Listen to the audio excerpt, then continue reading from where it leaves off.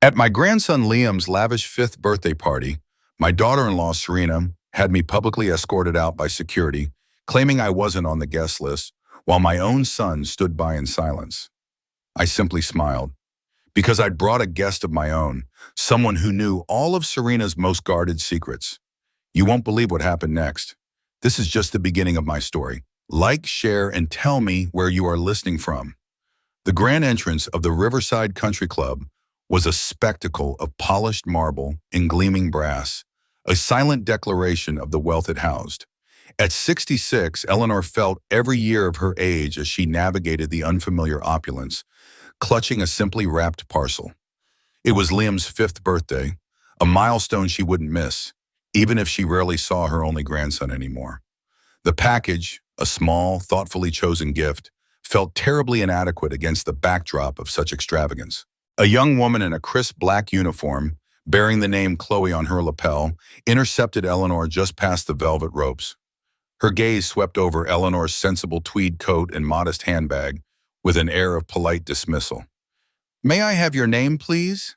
she asked, her voice practiced and neutral. Eleanor offered it, her full name, Eleanor Vance. Chloe's fingers scrolled down a long, printed list. A moment passed, stretching thin and taut. "I'm afraid I don't see your name here, ma'am. This is a private event." Eleanor's stomach tightened, a familiar knot of apprehension forming in her gut. She swallowed, trying to project a composure she didn't quite feel. "I'm Liam's grandmother, Eleanor Vance. His mother, Serena, invited me." Chloe's eyebrows barely flickered, her professional smile unwavering. "My apologies, ma'am. The list is quite comprehensive. Perhaps there's been a misunderstanding." Beyond Chloe, the ballroom stretched out like a dreamscape of a child's fantasy gone wild with an unlimited budget. Massive Spider-Man decorations hung from the impossibly high ceilings, shimmering with glitter. A professional photographer moved through the crowd, capturing perfect smiles and perfectly styled children. The birthday cake, a multi-tiered marvel of red and blue fondant, looked less like a dessert and more like a sculpture destined for a magazine cover. It all screamed of a world Eleanor only glimpsed through the filtered lenses of social media, a world far removed from her quiet life and the comfort of her well-worn armchair. Then she saw him, a flash of red and blue, a tiny, agile figure in a meticulously tailored Spider-Man costume, weaving through the designer-clad legs of adults. Liam. He spotted her almost immediately, his small face lighting up. "Grandma Eleanor!" he shrieked, a genuine burst of unadulterated joy that cut through the polished hum of the party. He launched himself at her, his arms wrapping around her waist. Eleanor's heart swelled, the tightness in her stomach easing for a moment. It had been months since she'd seen him, far too long, but his embrace was as warm and unreserved as ever. "Happy birthday, my little superhero," she whispered, bending to hug him tightly. She presented him with her gift, a handcrafted wooden train, meticulously painted, which she had found in a small antique shop, rescuing it from dusty obscurity. Liam's eyes widened, abandoning the expensive, flashing toys scattered around him. He took the wooden train, his small fingers tracing its smooth contours. Dropping to the plush carpet, he immediately began pushing it along the floor, making soft choo-choo sounds, utterly absorbed in its simple charm. It was a humble offering, a piece of nostalgia, amidst a sea of the latest gadgets. But for Liam, it was perfect. The warmth of the moment was shattered by a sharp, perfectly modulated voice. "Liam, darling, what are you doing on the floor?" Serena, Eleanor's daughter-in-law, swept towards them. She was a vision of designer elegance, her blonde hair flawlessly styled, her smile a dazzling, yet utterly unfeeling, creation. Her eyes, however, were colder than the ice in the champagne flutes on the nearby tables. She glanced at the wooden train in Liam's hand, a flicker of disdain crossing her features. "Oh, that old thing. Let's get you something new, shall we? You have so many wonderful presents to open." She took Liam by the hand, gently but firmly pulling him away, effectively dismissing Eleanor's gift and Eleanor herself in one swift motion. "Go show your friends the bouncy castle, sweetie." Serena turned to Eleanor, her smile hardening. "Eleanor, how unexpected. I thought Chloe made it clear this was an intimate gathering. For our new social circle, you understand. The implication hung heavy in the air. Eleanor was not part of that circle. Her presence was an intrusion. Arthur and I are building something important here, Serena continued, her voice barely a whisper, yet laced with an icy resolve. Connections. Opportunities. She gestured vaguely at the room as if every person there represented a rung on her social ladder. Just then, Arthur, Eleanor's son, appeared at Serena's side, looking distinctly uncomfortable. He avoided his mother's gaze, his eyes darting around the room as if searching for an escape. Mom, he mumbled, his voice tight with embarrassment. You really should have called first. Serena's been working so hard on this event. It's for her business connections, you know. Her father's been invaluable in opening doors for us.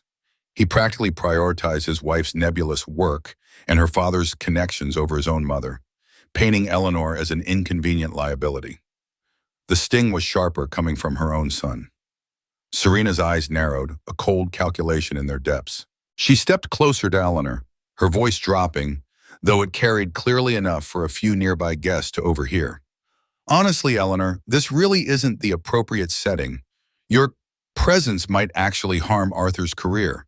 We need to maintain a certain image. Then she straightened, her public smile snapping back into place. Her voice rose, authoritative and clear. Excuse me, security. A burly guard previously blending into the background approached. This woman, Serena announced, gesturing towards Eleanor with an elegant, perfectly manicured hand, seems to be confused about the guest list. She's not actually invited. Could you please escort her out? A hush fell over the immediate area. Heads turned. Eleanor felt the heat of a dozen curious stares, the humiliation washing over her in a suffocating wave. But then a strange calm resolve settled within her.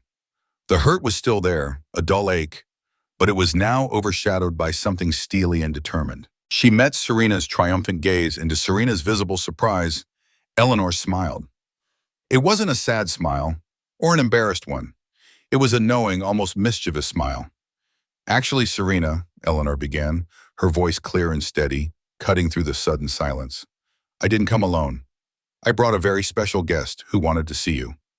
She paused, letting her eyes drop pointedly to Serena's midsection. Someone I think you have a very personal interest in, considering your current condition. Serena's perfect facade crumbled. Her face went utterly pale, and her hand instinctively flew to her barely visible, slightly rounded belly, a secret she had guarded fiercely, even from her husband Arthur. The gesture was instantaneous, revealing everything. Eleanor knew. David, Eleanor called out, her voice echoing slightly in the stunned ballroom. Serena's eyes widened in absolute terror, her previous icy composure shattering into 1,000 pieces. She looked like a trapped animal glancing desperately around the room. Arthur, bewildered, stepped forward. Mom, what guest? You came alone. The entire ballroom seemed to hold its breath. All eyes were on Eleanor, then on Serena, whose terror was now palpable. David? Eleanor repeated, her voice firm, commanding. Yes, she's here. Come on in. The heavy silence in the ballroom stretched, broken only by the nervous rustle of silk and the soft murmur of whispers. Eleanor stood her ground, a calm that belied the storm brewing within her. Her gaze was fixed on Serena's horrified face, then flickered to Arthur, whose confusion was still profound. Mom, what guest? You came alone.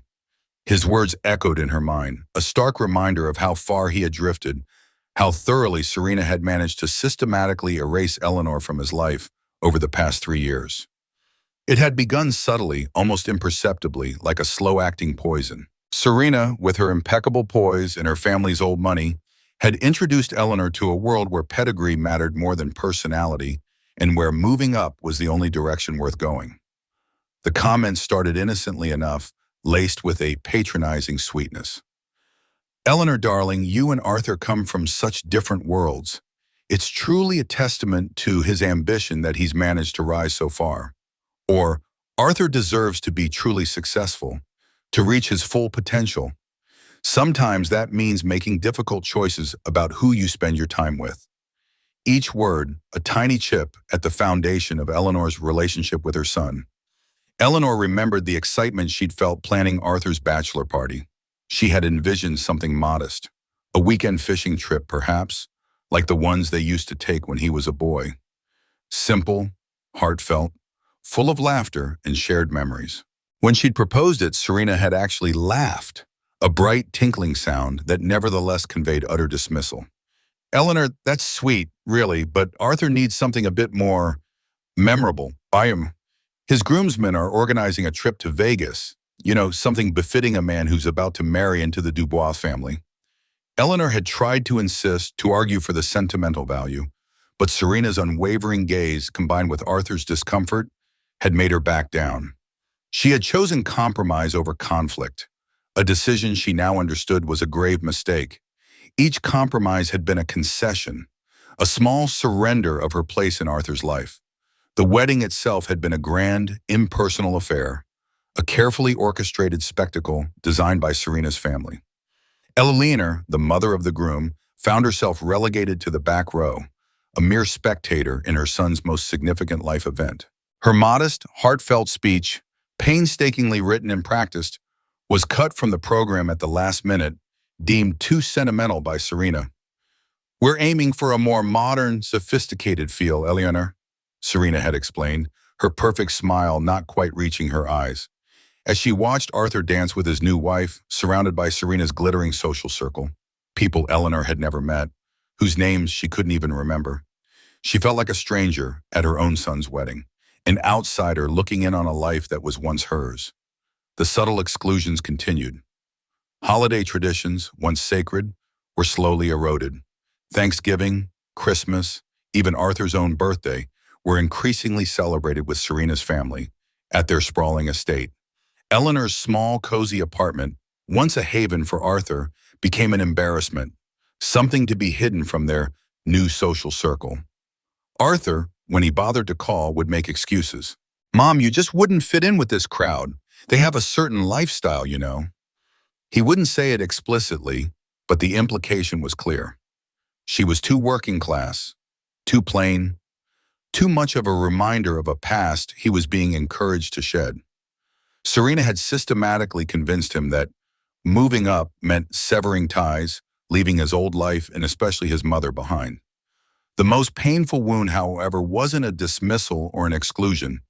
It was an act of omission that cut her to the very core. 3 months prior, Eleanor had been rushed to the ER with a severe case of pneumonia. She had called Arthur, her voice weak, her fear palpable. He promised to come, sounding genuinely concerned. But then, an hour later, he called back. "Mom, I'm so sorry. Serena just reminded me about this incredibly important business presentation. It's vital for our new investment. I just can't miss it. I'll come as soon as I can, I promise." He never came that night. Instead, a few days later, a generic bouquet of flowers arrived at her apartment. Beautiful but impersonal, with a small card. "Get well soon, Arthur and Serena." Eleanor knew with a chilling certainty that Serena had arranged them, and that Arthur's name was merely a courtesy.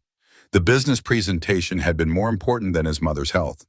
Over these years, Eleanor had watched her son change. The calls grew less frequent, his voice often hurried, as if he were constantly glancing over his shoulder, afraid of being caught speaking to her. When she voiced her concerns about Serena's behavior, Arthur would always defend her, always find an excuse. "You don't understand, Mom. She's under a lot of pressure." Or, "That's just how her family operates. It's different from what we're used to."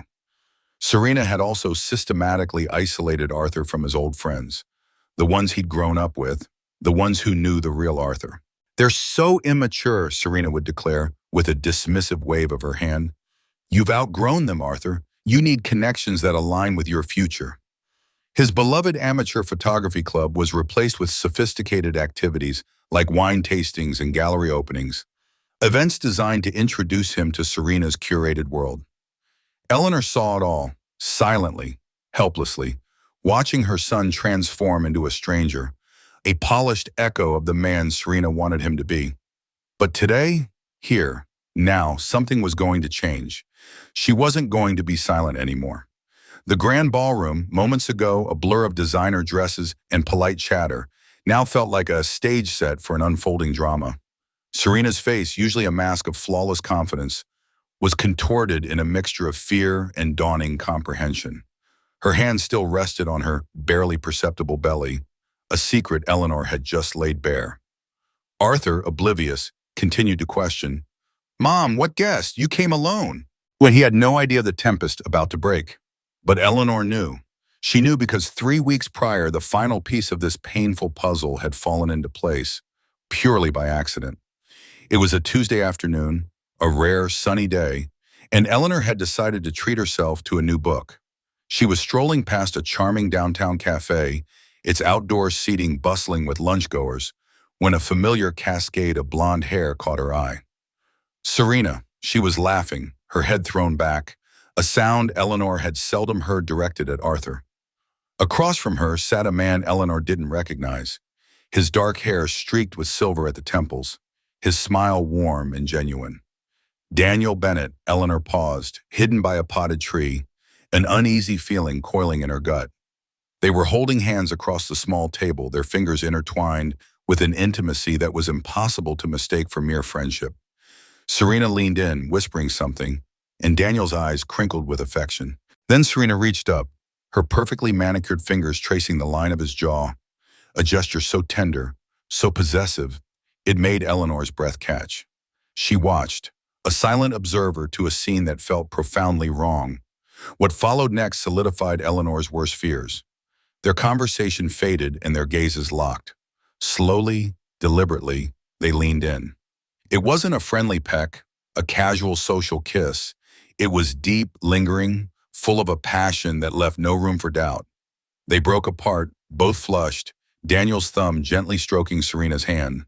Then, Serena did something that made Eleanor's blood run absolutely cold. With a radiant smile directed solely at Daniel, she took his hand and placed it on her belly, a subtle, almost imperceptible rounding beneath the silk of her dress. Eleanor retreated, her mind reeling.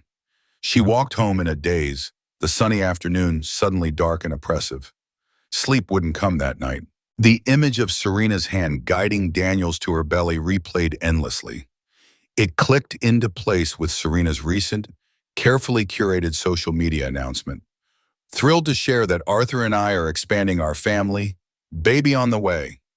The dates, the timing, the shocking intimacy of the gesture in the cafe, it all converged into a horrifying realization. The next morning, Eleanor did something entirely out of character for her. She had always been a woman of quiet dignity, averse to drama, but this was different. This was about her son, her grandson, and a betrayal that cut deeper than any snide comment. She found herself in the discreet office of a private investigator, a no-nonsense man named Mr. Davies, his face etched with years of observing human folly. "I suspect my daughter-in-law is having an affair," Eleanor stated, her voice surprisingly steady. "I need to know the truth. All of it."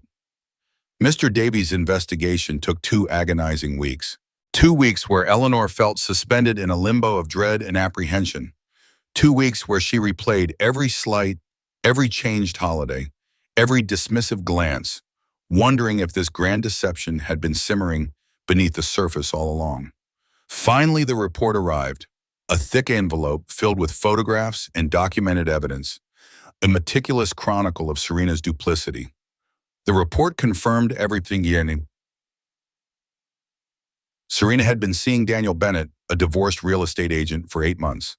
The photographs showed them together in various locations, intimate dinners, casual strolls, even entering and leaving a secluded bed and breakfast on multiple occasions.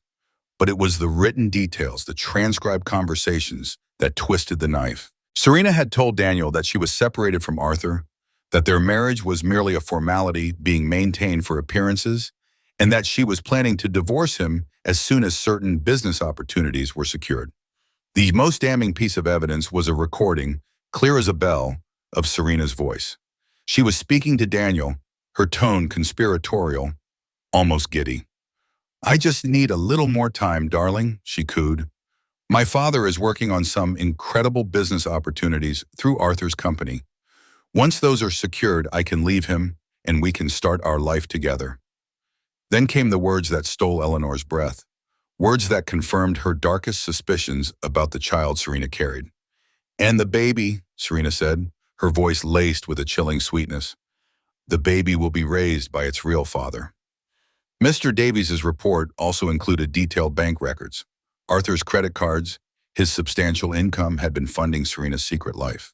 There were charges for luxury hotel rooms, for expensive gifts, a designer watch, a custom-made suit, all purchased for Daniel.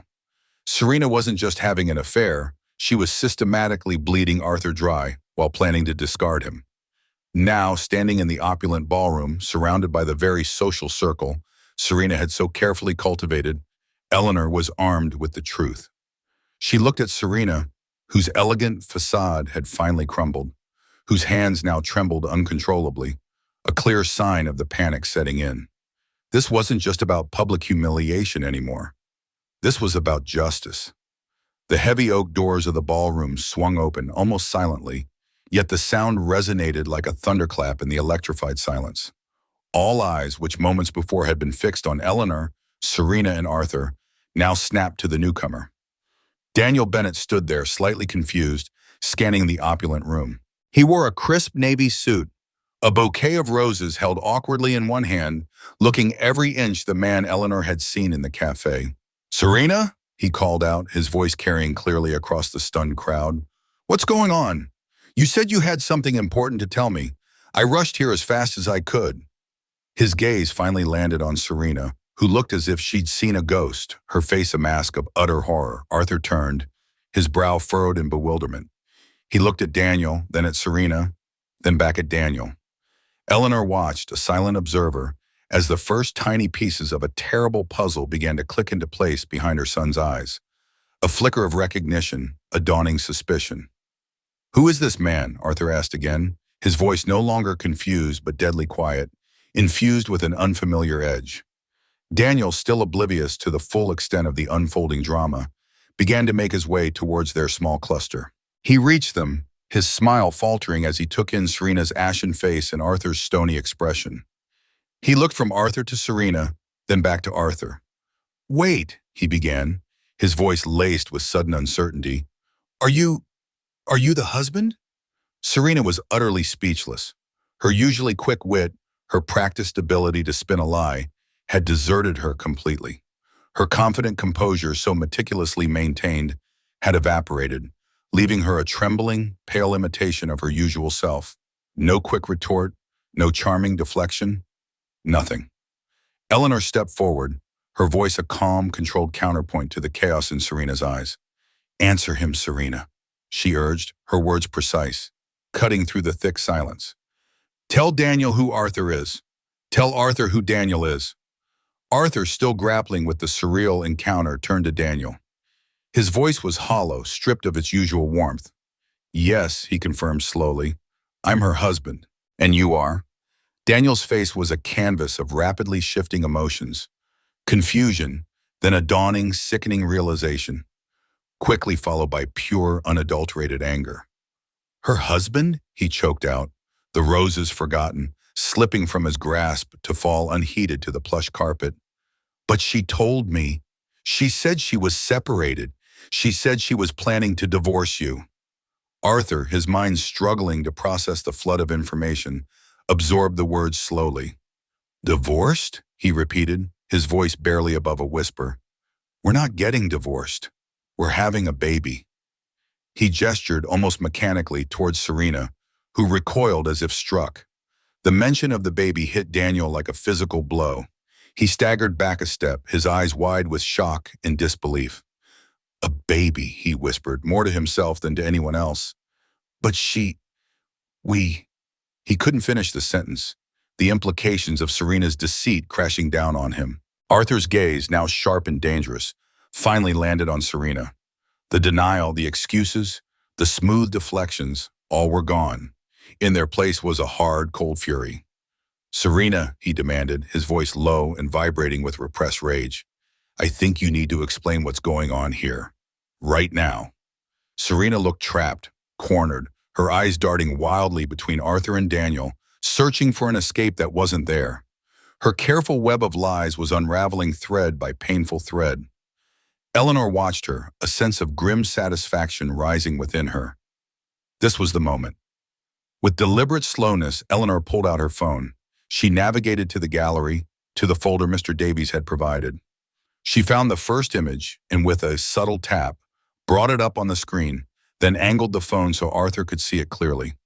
It was a photograph of Serena and Daniel outside his apartment building, clearly visible. They were locked in a passionate kiss, Serena's hand resting intimately on Daniel's chest, a gesture of profound affection. It was undeniable. It was a betrayal captured in stark, unforgiving pixels. Arthur stared at the image, his face a horrifying mask of hurt, betrayal, and a deep, simmering anger that was steadily building. His carefully constructed world was crumbling before his eyes. He didn't reach for the phone immediately.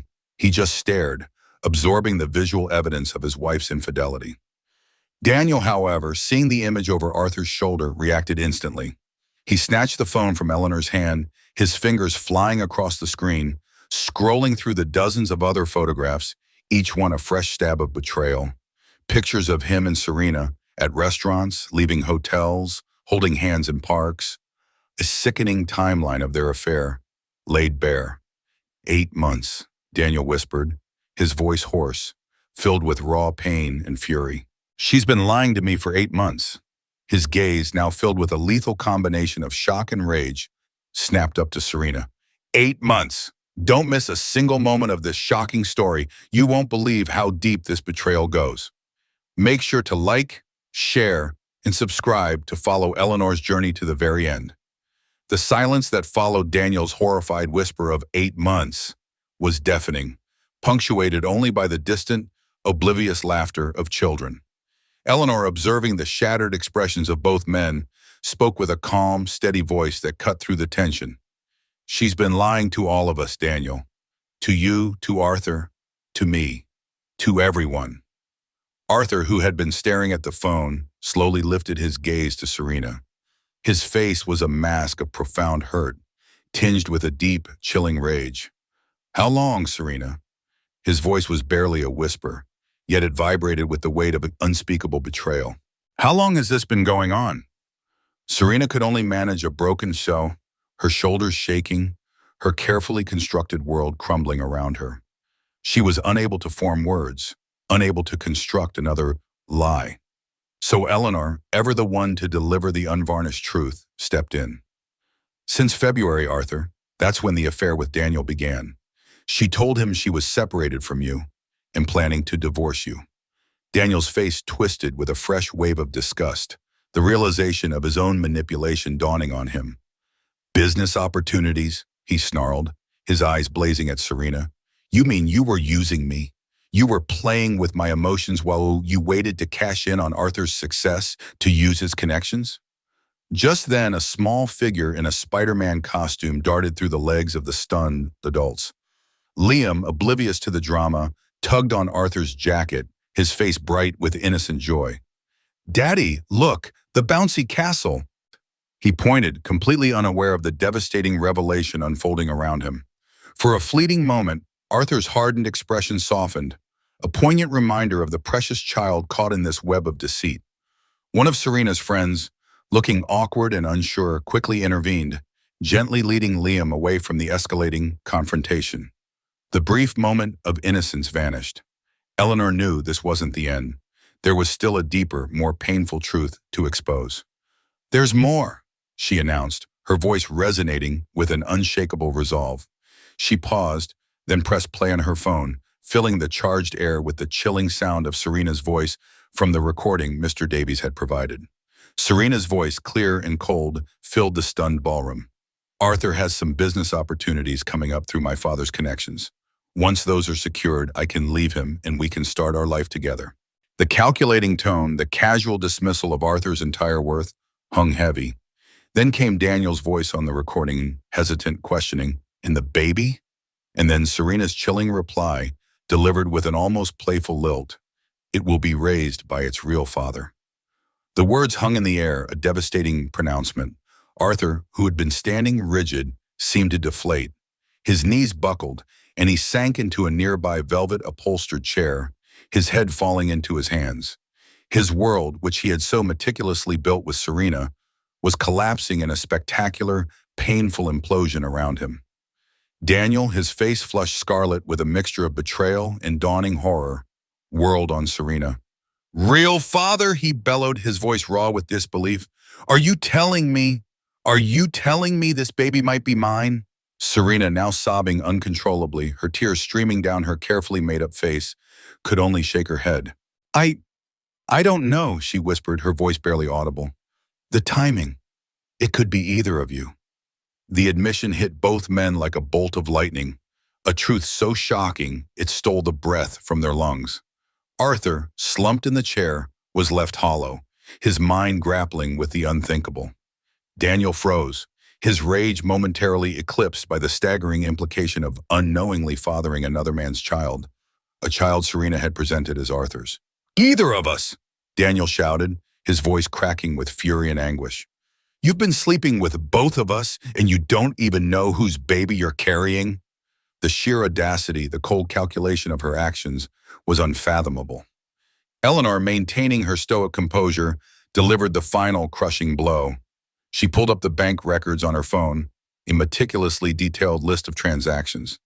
And it gets worse, she said, her voice devoid of emotion. While you were building your new life with Daniel, Arthur, she was financing her affair with your money. She showed them the proof.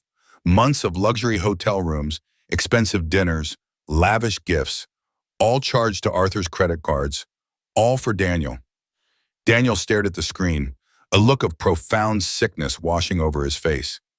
He realized the designer watch on his wrist, the expensive dinners he'd enjoyed, the romantic getaways, had all been paid for by the very man Serena intended to leave.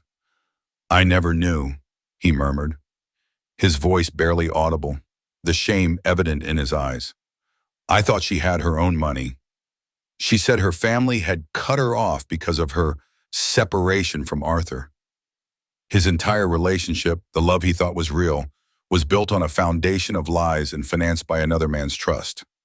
The opulent ballroom, once a symbol of Serena's carefully constructed life, had become her personal judgment hall. Arthur, risen from the velvet chair, stood before Daniel, an eerie calm settling over him.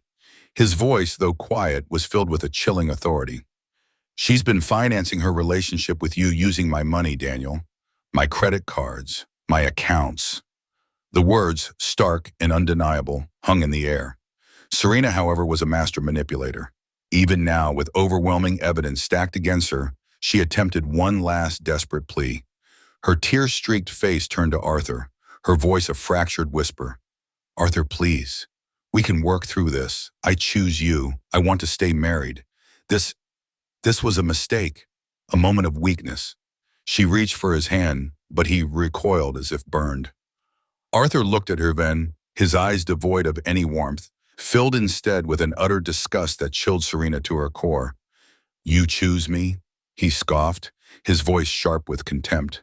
After 8 months of lying, cheating, and stealing from me, from my accounts, you think you get to choose? You think you still have that right?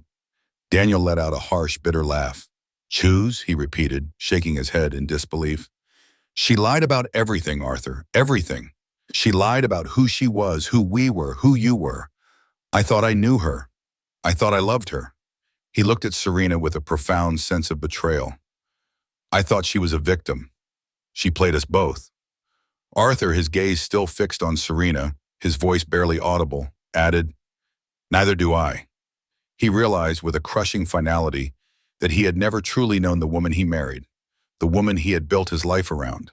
The real Serena, it seemed, was a carefully crafted illusion. Cornered, exposed, and with her last desperate attempt at manipulation thwarted, Serena snapped. She turned to the silent, staring guests, her face contorted with rage. You're all enjoying this, aren't you? She shrieked, her voice raw and cracking. All of you, so perfect, so righteous, judging me. Her eyes swept across the room, full of a wild, hysterical defiance. Arthur tried to calm her, to rein in the public spectacle, but it was too late. Serena was beyond reason. She turned on Eleanor, her finger pointed accusingly. This is all your fault, she screamed, tears and mascara streaking her face. You destroyed my marriage. You destroyed my life. Daniel, however, stepped forward, his own anger boiling. Your mother-in-law didn't make you have an affair, Serena. he stated, his voice firm. She didn't make you lie to me for 8 months. She didn't make you lie about being separated. And she certainly didn't make you steal money from your husband to fund our relationship. He gestured at the gold bracelet on his wrist. Even this was paid for with Arthur's money, wasn't it? Eleanor, her face impassive, produced another piece of evidence from her phone, a hotel receipt. And this, she said, showing it to Arthur, is for a weekend in Santa Barbara, a romantic getaway with Daniel, dated 2 months ago. She looked at Serena. The same weekend you told Arthur your beloved Aunt Mildred had suddenly passed away and you needed to be with family. Arthur leaned over Eleanor's shoulder, his eyes scanning the receipt, the dates, the charges. The lies piled up, each one a fresh wound. The gold bracelet on Daniel's wrist, the very one Daniel had just pointed to, was indeed on the receipt, charged to Arthur's visa. He felt a sickening lurch as the full, horrifying extent of her deceit became undeniably clear. Serena, her back against the wall, her composure shattered beyond repair, finally abandoned all pretense. Her voice, hoarse from screaming, dropped to a raw, desperate confession. "I never loved him," she cried, looking from Arthur to Daniel. "I married Arthur because he was safe, stable. He would do whatever I wanted without questioning me. He was predictable." Her eyes, wild and unfocused, then flickered to Daniel. "But you made me feel alive, Daniel. Everything Arthur could never be." She paused, taking a ragged breath. "I only stayed for the financial gain, for the business connections through my father. Once those were secured, I was going to leave him for good." Daniel stared at her, utterly disgusted. "So I was just a placeholder?" he asked, his voice shaking. "A side project until you'd bled him dry? What about the baby, Serena? What about our baby?" Arthur, finally finding words for the deep, corrosive pain that had been eating at him for years, looked at Serena with a devastating clarity. "Every time," he said, his voice flat, emotionless, "every single time you criticized my clothes, my friends, my mother, you were comparing me to him, weren't you?" The realization was a cruel twist of the knife. He had tried so hard to be what she wanted, to fit into her world, only to discover she was secretly pining for another man, all while making him pay for it. Eleanor, her voice firm, confirmed the cruel irony. "She was punishing you, Arthur, for not being Daniel, all while planning to abandon you once you had served your financial purpose. And then," Eleanor added, her gaze fixed on Serena, "she would have let you raise a child that wasn't yours, wouldn't she, Serena? While telling Daniel it was his." Serena, broken and exposed, could only nod, her face buried in her hands, her sobs racking her entire body. The truth in all its ugly glory was out. The silence in the ballroom after Serena's confession was a heavy, suffocating blanket. Daniel, his face a mask of utter revulsion, took a step back from Serena.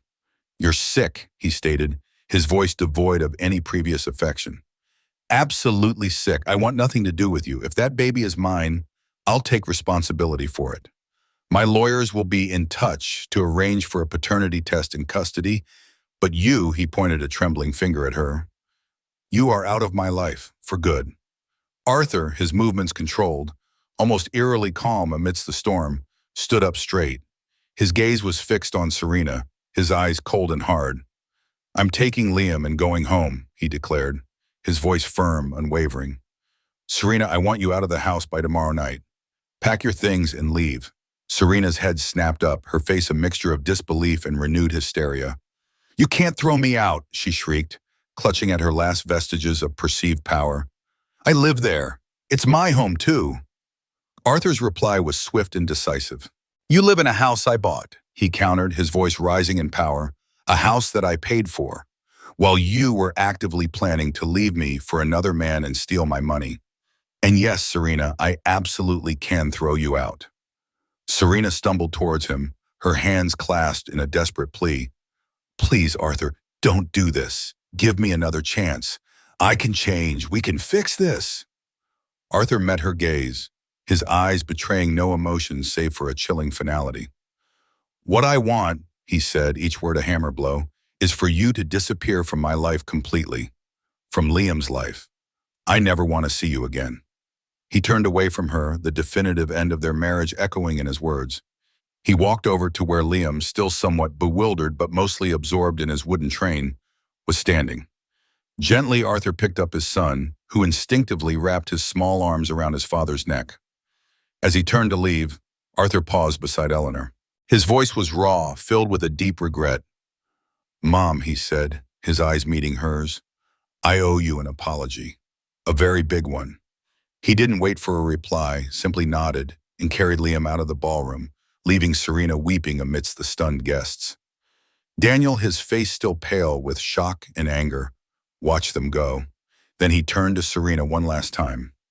"My lawyer will be in touch, Serena," he repeated, his voice cold, "and don't even think about contacting me directly." With that, he too walked away, leaving Serena completely alone in the wreckage of her grand deception. Eleanor looked at her daughter-in-law, now a solitary, pathetic figure amidst the opulent decorations. The grand cake still stood, a testament to the celebration that never was. A strange sense of pity, unexpected and unwelcome, washed over Eleanor. Serena had destroyed everything, not just for Arthur and Daniel, but for herself. "It's completely over, Serena," Eleanor stated, her voice gentle but firm. She then followed her son out of the ballroom, leaving Serena to face the silent judgment of the remaining guests. The next morning, the phone rang. It was Arthur. His voice, usually so vibrant, was hollow, stripped of its former confidence. "Mom," he began, Can you come over? I need to talk. I don't know who else to trust anymore." Eleanor went immediately. Arthur, looking exhausted and broken, confirmed that Serena had indeed packed her bags and left the house, leaving behind a profound emptiness. He confessed, his voice heavy with self-reproach, that he should have listened to Eleanor all those years ago. "I'm so sorry, Mom," he said, his eyes filled with tears. "I dismissed your concerns. I thought you were just jealous. I let her turn me against you. I chose her over you, over and over again, and I saw how much it hurt you, but I just didn't want to see it." Eleanor reached across the table and took his hand. "We'll start from where we are now, Arthur," she assured him, her voice soft but resolute. "No regrets about the past, only moving forward." The divorce proceedings moved surprisingly quickly. The evidence Eleanor had provided was irrefutable. Serena's attempts to salvage anything were futile. The paternity test, administered after the baby's birth, confirmed what Daniel had suspected. He was the father of the baby, a little girl they named Lily. Arthur was deeply affected by the revelation that Serena had planned to let him raise another man's child. "She was going to let me love that baby," he murmured to Eleanor one evening, his eyes distant. "Form a bond, a connection, while knowing the whole time that it wasn't mine, that she was just going to take it away when it was convenient for her." The depth of Serena's cold calculation was a wound that would take a long time to heal. Liam, at 5, adapted to the changes with a surprising resilience. With his father's undivided attention and Eleanor's regular loving presence back in his life, he thrived. The wooden train remained a cherished toy, a symbol of a simpler, more honest love. Serena's carefully constructed social world collapsed around her. Her friends, the very social circle she had flaunted, distanced themselves, unwilling to be associated with such a scandal. Her father, mortified by the public exposure and the extent of his daughter's deceit, withdrew all promised business opportunities from Arthur, severing ties with his daughter as well. Serena was left with nothing but the consequences of her own making. With Serena finally out of his life, Arthur slowly began to shed the invisible cloak of anxiety and insecurity he had worn for years. The change was subtle at first, then more pronounced. He embraced his newfound freedom with a quiet determination, looking forward to deciding what he wanted for his life, free from Serena's constant influence and ambition. He reconnected with old friends, discovered hobbies he'd abandoned, and spent more quality time with Liam, rediscovering the joys of simple fatherhood.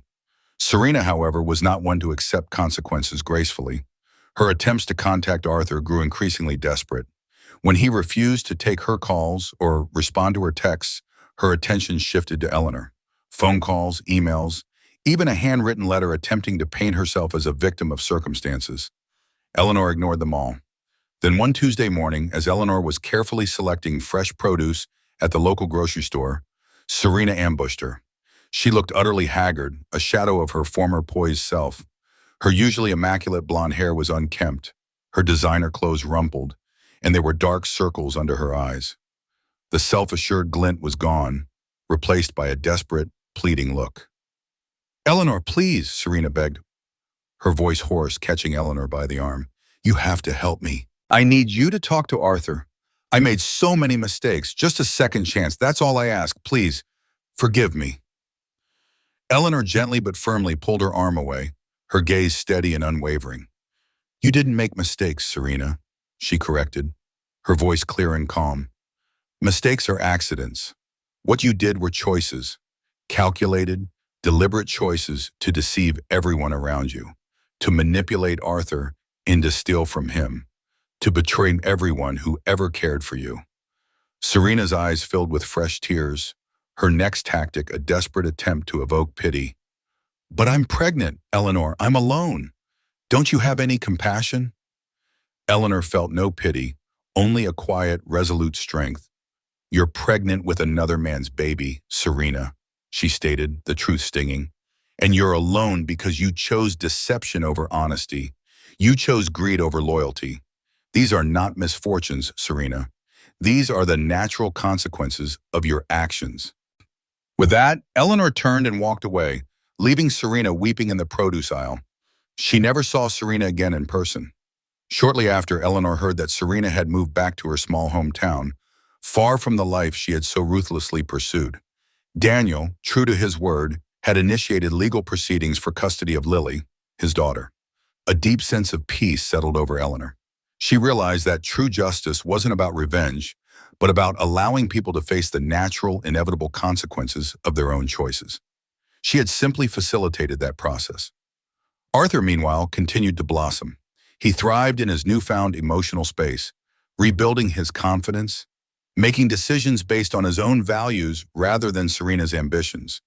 Within a year, he received a significant promotion at work, something he attributed not to Serena's father's connections, but to his own clear-headed decision-making and renewed focus. "I feel like I can finally breathe, Mom," he told her one evening, a genuine smile lighting up his face. Eleanor, too, found a renewed purpose. With more free time and a heart unburdened, she began volunteering at the local library's adult literacy program. She spent 3 afternoons a week patiently helping Mrs. Peterson, a sweet woman in her 70s, learn to read. Her quiet determination a source of immense satisfaction. Arthur often expressed his pride in her new endeavors. "That's wonderful, Mom," he'd say. "You're making such a difference." His words, simple as they were, made Eleanor feel seen, valued, and appreciated in a way she hadn't experienced in years. The years of feeling invisible, sidelined by Serena, slowly faded into memory. Then one afternoon the phone rang, displaying a number Eleanor didn't recognize. She answered cautiously.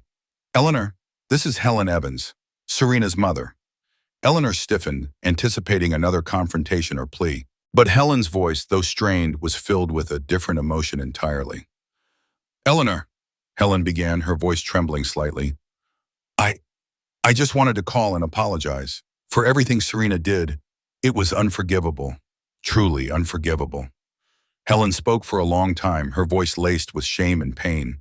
She confessed how difficult things had been for Serena, how she was struggling with single motherhood, barely making ends meet, and still, incredibly, clinging to the hope of somehow winning Arthur back. "She truly believed she was entitled to that life, Eleanor," Helen explained, her voice heavy with regret. "She thought she could manipulate everyone, forever." Then, to Eleanor's complete surprise, Helen said, "Thank you, Eleanor. Thank you for stopping her. Thank you for showing Arthur the truth. You saved her in a way. You stopped her before she could do even more damage to herself and to everyone else." Helen, it seemed, finally recognized that Eleanor's actions, however painful, had ultimately saved her own daughter from making even worse, more destructive choices. It was an apology Eleanor had never expected, and it brought a strange, poignant closure to a chapter of her life she was more than ready to leave behind. The morning after Helen's surprising call, Eleanor was sipping her tea, a quiet contentment settling over her, when her phone rang again. It was Arthur, his voice brimming with an unfamiliar excitement. "Mom, I have big news," he announced, his enthusiasm infectious. Eleanor braced herself, wondering what fresh development had occurred. "Oh, do tell, dear." "I found a house," he blurted out, unable to contain his joy. "Just 3 blocks from your apartment. 2 bedrooms, a small yard for Liam, and the offer was accepted this morning."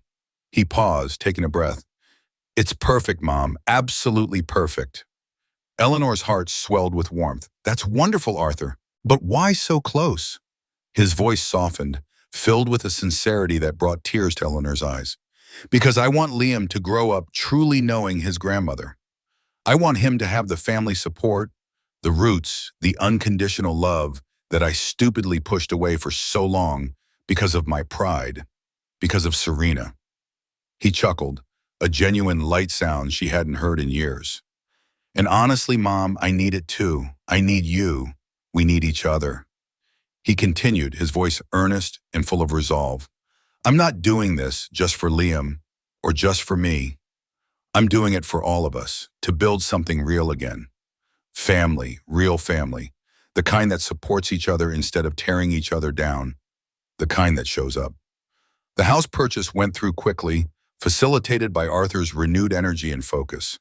He promptly sold their old house, the one filled with too many bad memories of Serena's manipulations and his own blindness. The move was a fresh start, a physical manifestation of the emotional rebuilding they were both undertaking. Liam was absolutely thrilled to be so close to his grandmother. Eleanor, in turn, embraced her role as a reliable babysitter, a patient homework helper, and a captivating storyteller. Their days were filled with laughter, shared secrets, and the simple joy of proximity. Eleanor watched Arthur blossom without Serena's constant criticism, her subtle digs, and her relentless manipulation. He shed the skin of the insecure, constantly striving man she had sculpted him into, becoming the kind, confident, and devoted father she had always known he could be. Arthur found genuine joy in simpler things. He began coaching Liam's little league team, his enthusiasm a stark contrast to his previous aloofness. He started volunteering at a local animal shelter, something he had always wanted to do but Serena had deemed unproductive for his image. And slowly, carefully, he began to date again, taking his time, valuing genuine connection over a superficial charm. 1 year after the disastrous birthday party at the Riverside Country Club, Liam's 6th birthday arrived. There was no opulent ballroom, no professional photographer, no magazine-worthy cake. Instead, it was a simple, joyous celebration in a sun-drenched neighborhood park.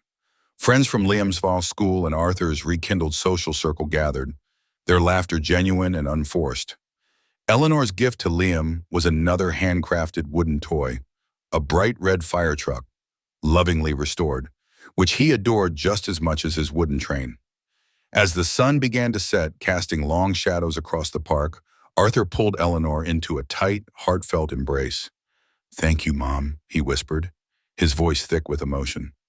"Thank you for fighting for us when I was too blind to fight for myself, for loving me enough to risk everything to save our family." Eleanor held him close, her own eyes misting. "That's what mothers do, Arthur," she replied, her voice soft but firm. "We protect our children, even when they're grown, even when they don't realize they need protecting." Arthur pulled back slightly, looking into her eyes, his own filled with profound gratitude and love.